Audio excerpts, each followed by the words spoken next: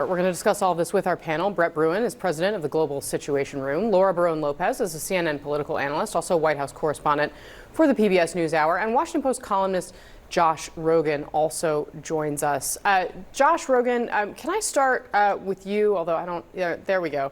Can we kind of look at the context here? And they're calling this a terror attack. I want to underscore that CNN, we don't know, we don't have any information right now. You know, what we know is what Nada just told us. But of course, there are concerns about the potential for the conflict that we're seeing between Israel and Hamas escalating to other parts of the region. Can you help us understand kind of the contours of this? Why might there have been an attack at Qasem Soleimani's gravesite, especially now, and how it's reverberating there?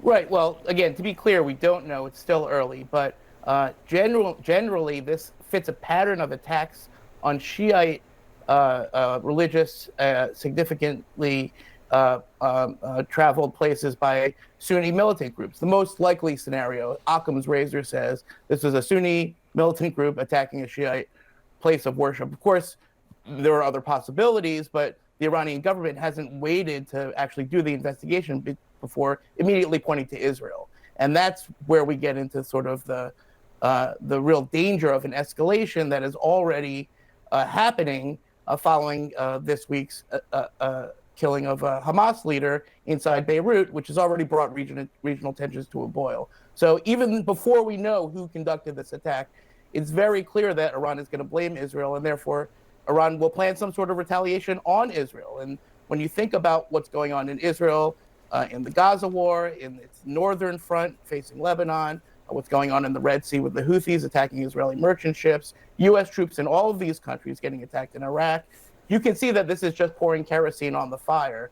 You can see that this escalation ladder is getting pretty janky, and that all of the risks and all of the dangers of this escalating into a wider war, again, with thousands of U.S. troops caught in the middle, is getting very, very high.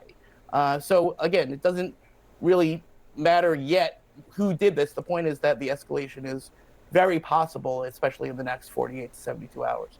Right, it's a tinderbox. Brett Bruen, you spent your career, or much of your career, as a diplomat. Obviously, when something like this happens, phones start ringing, cables start flying.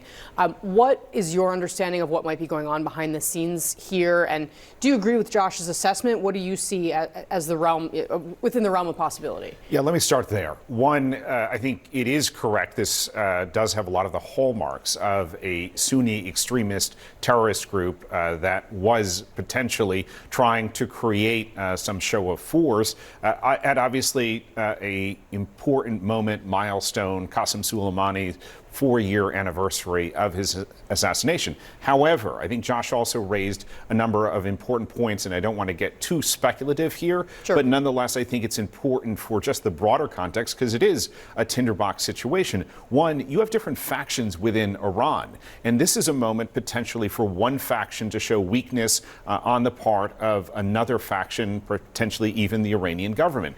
The second, which obviously Tehran is going to say, let's blame Israel, but there is no indication that I've seen yet that this was an Israeli operation. I think it's important to make that point in light of the assassination that did take place over the weekend against Hamas's second in command. However, it provides Iran potentially a pretext, whether it's for going after Israeli interest, or let's not forget, 4 years ago, Iran held its fire and did not respond in the way that many were expecting after such an important military strategist was taken off of the battlefield. 4 years later, during an election year in the U.S., could we potentially see Iran? This is the beginning of Iran trying to further destabilize what is already a very combustible region. Yeah, for sure. Laura, what are you hearing at this point from your sources at the White House? I mean,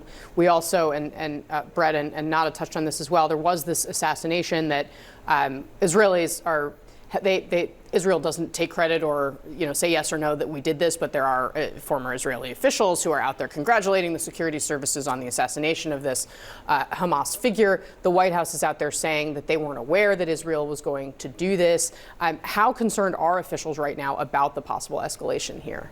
Well, they're gravely concerned about an escalation into a regional conflict, and they have been since the start of the Israel-Hamas war and since Hamas attacked on October 7th. And so they've been frantically working to try to make sure that this doesn't escalate further. I mean, officials are still gathering information about the explosion in Iran on that front, and so we haven't heard from the White House on that yet. But I think that this is certainly something that, to your point, in an election year, the president is just about to start his campaign in a matter of days, give his first campaign speech about domestic issues. But front and center on a lot of Americans' mind, particularly the Democratic coalition that Biden has relied on, is what is going on in the Middle East, and it is what is happening with the Israel-Hamas conflict. And you're seeing that this is just becoming more fraught for the president here at home, and that he's going to have to really show that he's actively working to try to see if there could be an end to what's occurring over there. Yeah. Josh Rogin, can I ask you to weigh in on what Brett was talking about here with the sort of lack of Iranian response in the wake of the initial killing during the Trump administration of Qasem Soleimani, and how they view Biden compared to how they view Trump, and how that fits in with the election? Right. Well, I reported on that extensively at the time, and what I remember is that the Iranians did respond by sending missiles against U.S. bases and actually injuring dozens, if not hundreds, of U.S. troops who had traumatic brain injuries.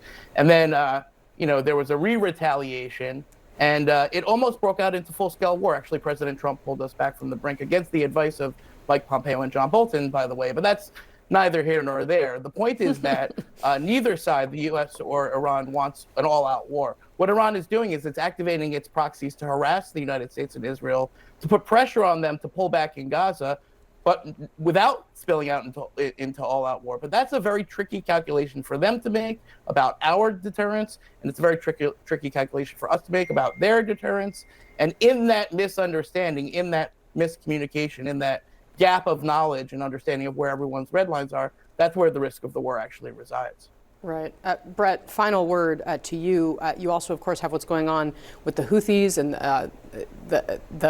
in Yemen that also ties into this and makes the situation even more combustible. It does. And you have tankers that are getting attacked. You have over 115, I think at last count, attacks against U.S. troops by, as Josh is saying, Iranian-backed groups. I think all of this raises the specter that one miscalculation, that one potentially unseen wrinkle in some of these plans. Because let's bear in mind, today's attack was planned by someone, and somebody has an agenda here, and yet obviously it can quickly spill over, and the consequences of that, with everything that's going on in the region at the moment, is just quite extraordinary. And last point, Donald Trump. There is a domestic play to what just took place here, and I think Donald Trump is going to look to make hay, trying to make those comparisons with Joe Biden about what he would do at this moment, which obviously also increases the pressure on the White House, because Trump is going to be out there saber rattling, and that is going to add to the pressure here in Washington. All right, Brett Bruen, Josh Rogin, thank you both very much for that conversation. Laura Barone Lopez is going to stay with us.